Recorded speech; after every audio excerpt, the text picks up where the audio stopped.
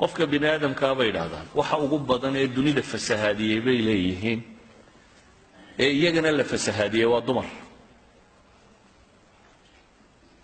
xanta uga jeeda arahan gabadhu nin kasto aqli badan haday u xaydato inay lumiso waa lumin kartaa bay yiraahdaan ninkuna baa la yiraahdaa waxa uu jilicsan yahay dunida korkeeda yaala waa qof dumar ah qof dumar wax kasto ka tirsan nin way soo jeedin karaan هذا العلماء waxay sheegay daraasad qoladan galbeedku ay sameeyeen bay waxay dhahdeen aqliga ninka intibaahiisa waxa ugu weyn soo jeediya waa maxay waxay dhahdeen waa xabaasha xabaal haduu soo maro bay leeyihiin markaaba qofka bini aadamka aqligiisa ama ninku markaaba uu naxaa xabaashu thinking bay ku abuurtaa maskaxdiisa qayb ka mid ah markii shaqada bilowda bay dhahay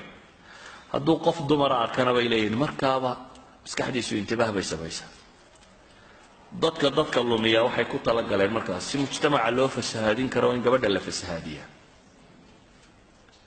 oo kuwan samaystay waxaan la yiraahdaa design engineers iyo waxa kan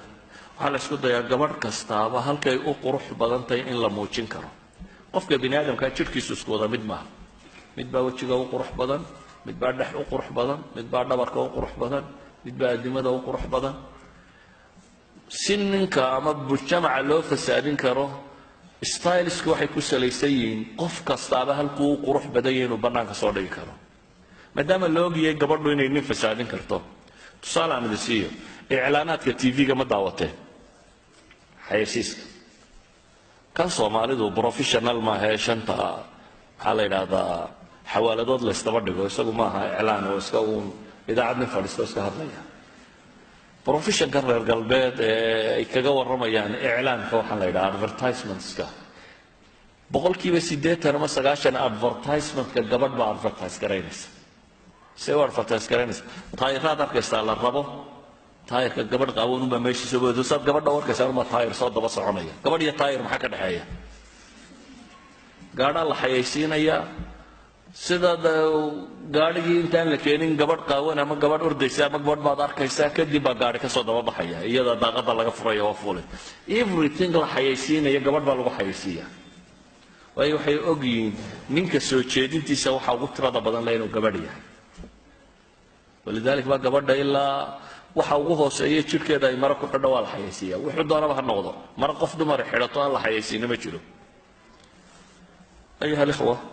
gabadha muslimadda marka xilka diimeeda saaran waa inay asturtaa haday asturto mujtamaca islaaxisay weeyaan gabadha haday jirkeeda qura asturato macnaheedu waxa weeyaan mujtamaca islaaxisay haday jirkeeda asturato macnaheedu waxa weeyaan risalatul xushma bay bulshada dhex wada risaalada xishoodka ninku gabadh qaawan haduu arko markiiba afku la galaya ilaa walba ngura ka hayay laakiin gabadh xijaaban haduu arko xataa haduu nin dhaqan xun yahay وارتنا واحد حرنت يسكتشر بوسلي هروق ما دايرين كرو لكن قبله هدا يسوقها وسام يسوع في سما يسمى يسوع نني يوم مجتمع يوحل بو في سعدين كرتا إذا حلا يحلك قبله مسلمات ده أسهرا وحكم ده هنا أسطرنانتو ما هون إلهي كبقي سيوقره يوحويان برشدة دني وجرته برشدة فسهاد من هدا قبله مسلمات حجابا تاعي